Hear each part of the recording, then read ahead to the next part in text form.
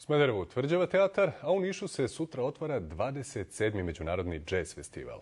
Na ovogodišnjem Nišvilu glavne zvezde su kralj soula Solomon Bark, američki muzičar Roy Hargrove, bivši gitarista grupe Genesis Steve Hackettle i nemačka grupa Die Faz. Solomon Bark, težak više od 200 kg, organizatorima postavlja do sada najteže zahteve. Dobitnik Grammy nagrade i po mnogim kritičarima kralj soula Solomon Bark sa svojih 200 kg neće moći da se smesti ni u jednom niškom hotelu. Njegova kolica su preširoka za sva hotelska vrata, a kreveti preslabi.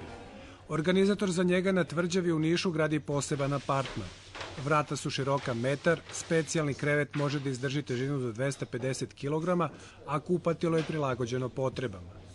Iz firme Mobil Sistemi kažu da su u Srbiji radili koncerte Rolling Stonesa, Red Hot Chili Peppersa i Madone, ali da ovakve zahteve do sada nisu imali.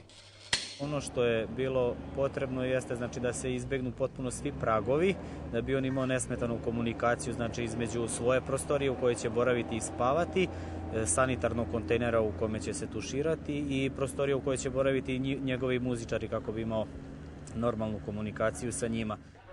Po ugovoru organizator je obavezan da za izlazak Solomona Barka na binu obezbedi hidrauličnu dizalicu. Vjerojatno ćemo probati da kombinujemo malo živu snagu, zato ćemo napraviti performans podizanja, recimo, gde je strongman predviđen kao Nišlija, uz nekoliko naših momaka da pokušaju bez hidraulične dizalice da ga podignu na binu.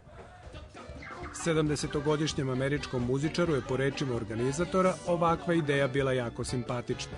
Najviše mu se dopalo objašnjenje da će umjesto hotela sa 5 zvezdica dobiti apartman pod otvorenim nebom sa bezbroj zvezdica.